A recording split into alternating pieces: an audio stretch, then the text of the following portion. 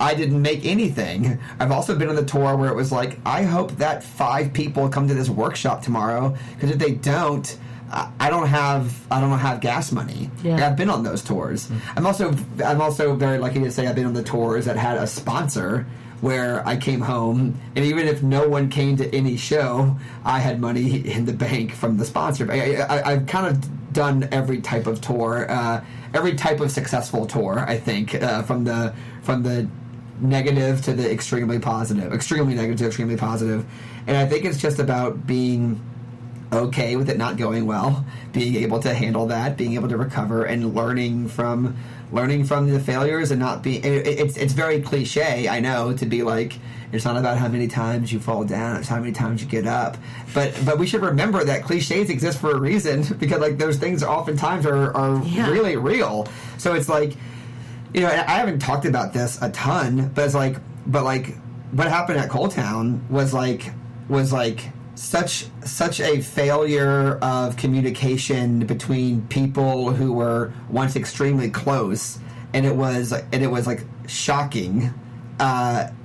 I learned a lot from what I did wrong in that experience. I learned a lot about how I felt when I was treated a certain way, and so it was like, cool, don't do those things anymore. And there's that on many levels, up and down. Like I said before, the first improv theater in New Orleans, you know, I don't mean this as an insult to that theater, but I really did learn a lot about how to treat people by doing not what she did. Yeah. And that type of thing. So then, like, wanting to adopt that, but also being careful to not, and I don't think that I'm perfect by any means, I've certainly made a ton of mistakes, but also being very careful to not be that example for someone else as often as possible, you know what I mean? And so yeah, I think that there's, I think the highlight reel for my business career, I think I could put something together that looks really good, but behind that is like a lot of things that didn't go well, that you know, a lot of things that I thought I had a great idea for this, like Improv Wins, the Improv Wins conference that we used to do. It was like, I love that in theory. I love doing an improv conference where people just take a bunch of workshops and pay one flat rate and move from room to room, almost like it's a work conference or like you're going to college. But like, it never made money.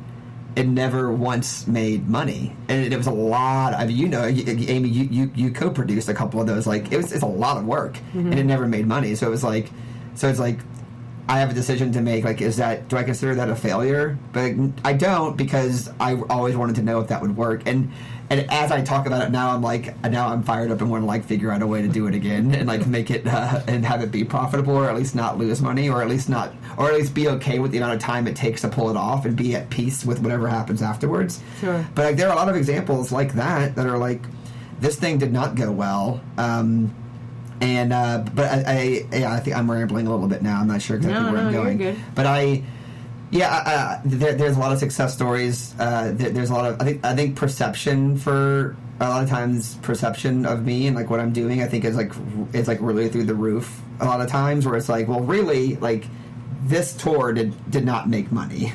This tour looks good because the Instagram photos are popping, and like the poster looks dope that I went to these 18 places in 19 days. But like, I'm not coming home like with overflowing money in my pocket. Like, I survived, and that. But I think it's important to say that to me is a success. Like, I don't go on tour to make money.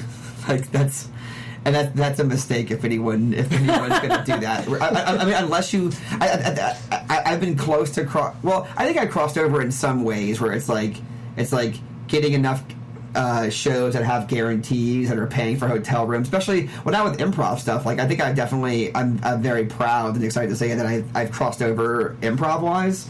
At a certain point, it was like, I had to stop applying to improv festivals and paying for them to watch the tape, and then paying to get there, and then paying to take workshops, and paying to stay there. At a certain point, I want to like pay for only half those things. So, but when you make a decision, you, like, the Improv Festival is like, well, we're not going to pay you to do this. You were just paying us to do this. So it's like, cool, I'm not going to do this for a few years then. Yeah. And everyone's like, cool, I feel you. And then cut to 3 years later, hopefully the shit's good enough where you're like, how about now? And they're like, actually, yeah, your shit is good. Yeah. We will put you in a hotel and we will give you a workshop. It's like, I'll take that. And then the next year, they're like, I'll put you in a hotel, I'll give you a workshop, and I'll pay for your flight. It's like, I'll take that. And the next year, and then you gotta keep pushing it in those terms and be okay with taking the losses or whatever the loss means. Maybe for you, well, for me, a loss meant not doing festivals for a while. Mm-hmm. I just want to acknowledge to everyone listening, I am fully aware of my crazy tangents I'm going on here. This tree is complex and going all over the place right now. The craziest, biggest question in the world. You did ask me a big question. It's a huge question. Yeah. But yeah, so it's like, for me, that loss was the 2008 to 2010, 11-ish, where I didn't do any festivals, save for a one or two here or there. But but the game plan was, I'm going to come back hard in 2012, 2013, and see if I can turn this around. And then, and I did. Improv-wise, I did. I had a little bit with stand-up, but more improv. Like when I go to Improv Festival now, I feel very excited and lucky and stoked to say that, like, I'm making money at an Improv Festival now. Which I should also say has something to do with it being True Plus 2, by the way. That's important because I'm one person. Yeah. Like, if I was in a 5-person group, I would not be saying that right now.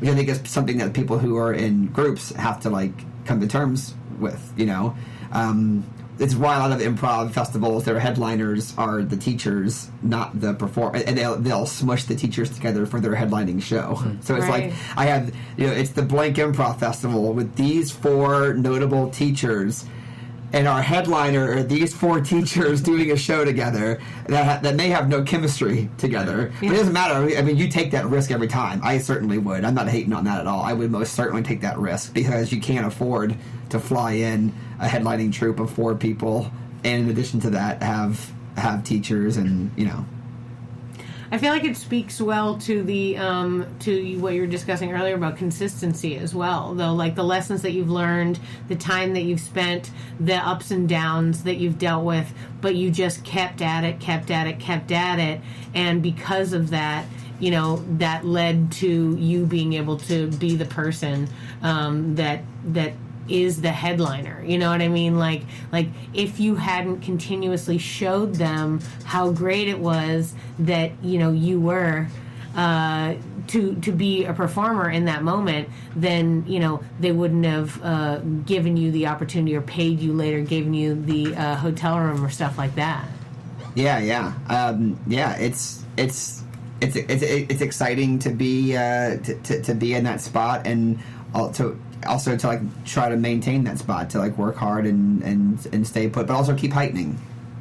Yeah, the last thing that I wanted to ask you was, like, if for people who have never done a tour before, like, how do they get started in that? I mean, should they do the improv festival route where they, like, first they start going, then pretty soon they, like, get known by the improv festival thing? Or are there other tour possibilities for people to get out on the road? I think improv festivals should be, or any comedy festival rather. Well, I'll say comedy festival, and this could be sketch, improv, stand-up, whatever. But you should consider going to those festivals and treating them like networking events. Mm-hmm. Go to the parties. Don't be a weirdo and show up to your show and then leave and then not go to the party that night. That side note, that drives me crazy, and I try to. I feel like I always find a way to say that when I do a comedy podcast.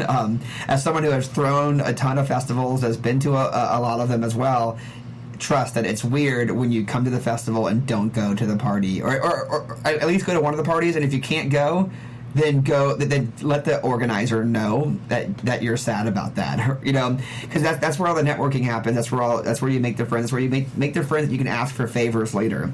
First couple of tours that I did was definitely sleeping on the sofa of the person that I stayed up late with in Phoenix that time, and then I asked them for a favor, and then they asked me for a favor, and I'm right there with them.